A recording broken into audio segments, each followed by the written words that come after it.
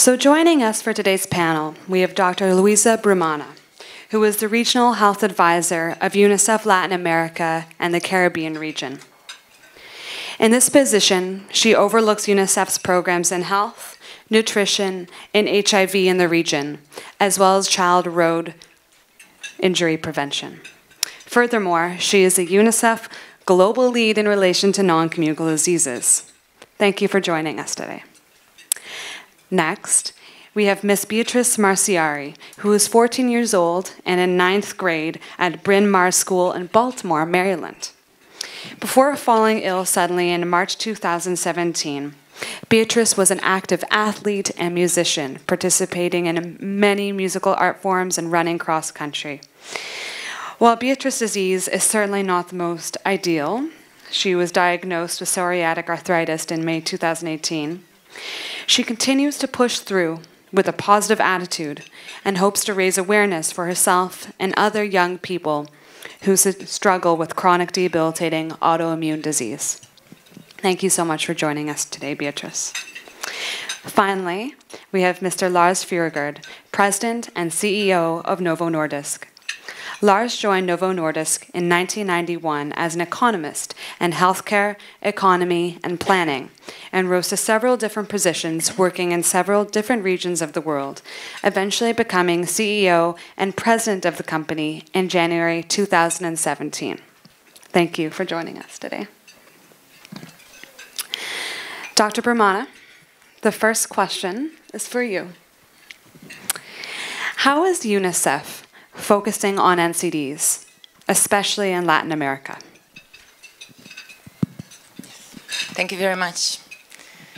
Her Royal Highness, the Crown Princess Mary of Denmark, Dr. Trane, Norby, Minister of Health in Denmark, Ms. Watson from the governing body of NCD Child, Mr. Jorgensen, President and CEO of Novo Nordisk, and above all, the most important person among us here, Ms. Beatrice Marciari, as our representative of young people.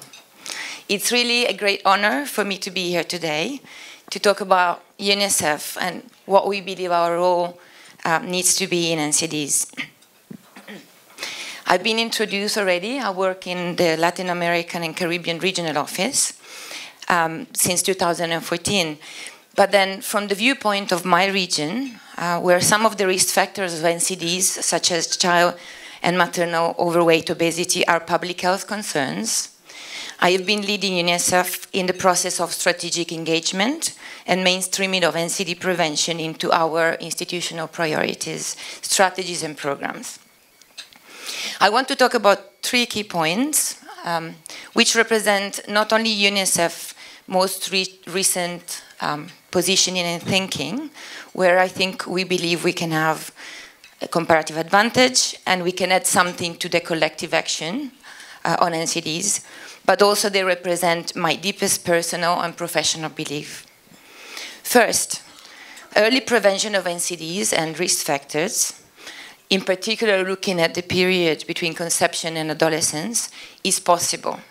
Its incorporation into the package of services of primary health care is not just desirable, but is a matter of priority.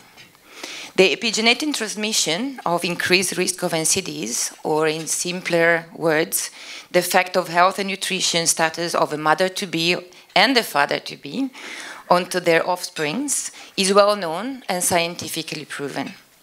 So it is the importance of adolescence as a time for constructing and consolidating lifelong habits. So mainstreaming of NCD preventive measure into maternal, neonatal, child and adolescent health services shouldn't even be something to discuss any longer. But still we are discussing and we need to bring it to the table.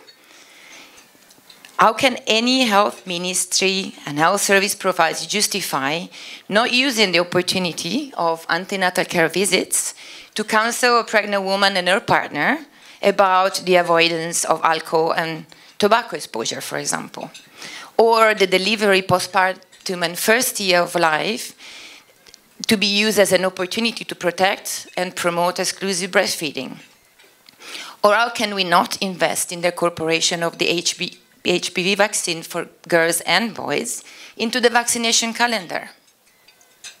My second point, multisectoral and whole of society action is required. As much as, and I was discussing this with a minister just a moment ago, as much as the health sector has the primary responsibility and mandate in NCD prevention and control, this sector cannot do it all. The prevention of NCDs and risk factors early in life should become a whole of society priority in which various stakeholders have a role to play. Think about the role of schools and the opportunity they have to become enabling and protective environments for children and adolescents. For example, to keep at bay the marketing and selling of unhealthy food and beverage, alcohol and tobacco from school and surroundings. To promote healthy habits, in particular good nutrition, physical activities among the school community, and I'm not just talking about kids, also teachers, students and parents. Think about the essential role of the legislative establishment that can protect its citizens through taxation, marketing, regulation of unhealthy products, and through better information, through progressive labeling laws. And also think about the role of civil society as what I like calling social accountability watchdogs, demanding the access to quality, affordable, and inclusive social services. So this is a matter of all of us, really, wherever we are and whoever we represent. My third and last point, the involvement of children and young people. Nobody, unless is a young person, can state this with more conviction than myself, since I've been a youth activist with a very loud voice back then, a long time ago, but still, I still remember. But also I think because this is clearly a resounding priority for UNICEF. We know that we need to give children, adolescents, young people the space, safety, and support to tell us, their government, their society, what they think, what they feel, and what they need. And we know we need to empower them to propose innovative solutions, and I think the context today is a clear show to all of us of the power that this can bring. We also want them to be part to design strategy and programs of communication that can really reach the mind, soul, and hearts of their peers.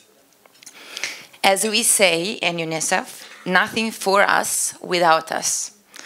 UNICEF is also looking at engaging adolescents more and better to technology. We had one recent example with the EU report.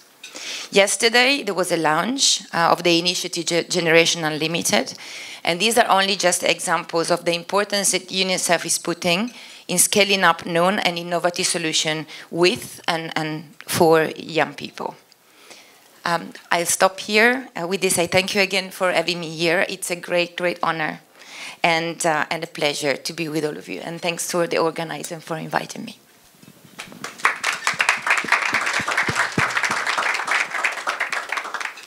Thank you so much, Dr. Brumana. It was great to hear from someone who also has their start in youth activism, and now you've become such a global leader, so that's great.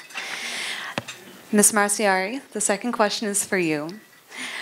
What is your #1 priority when advocating for young voices regarding NCDs? Okay.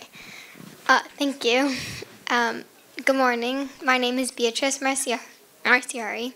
I was diagnosed with juvenile idiopathic and psoriatic arthritis in June of 2017. I went on spring break that year with what we thought was a sprained wrist, and a week later came back in a wheelchair. After that began a never-ending spiral of doctor's appointments and testing to try and figure out what was happening and what treatment plan was best for me. Of course, with all the sudden changes to my everyday life, I felt confused and resorted to negativity as a way to cope with something I did not fully understand. Negativity, a constant mind block that keeps you from believing in yourself and appreciating the things around you, but you still seem to come back and resort to it for comfort. I hate the doctor's office. I hate being sick and being in pain, but most of all, I certainly do not like needles.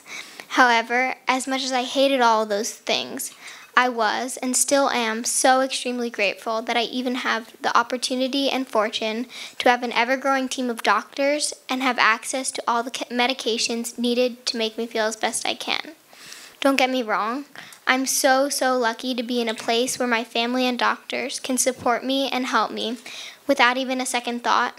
But even for someone as fortunate as me, it's still hard for me to be accepted for some of the treatments that I need. When my arthritis developed into psoriatic arthritis, my doctor put in an order for a medicine she thought would help me, and I was denied access to it. We had to get another doctor to put in the order again, and only after the second attempt did we get access to that medication. But imagine someone in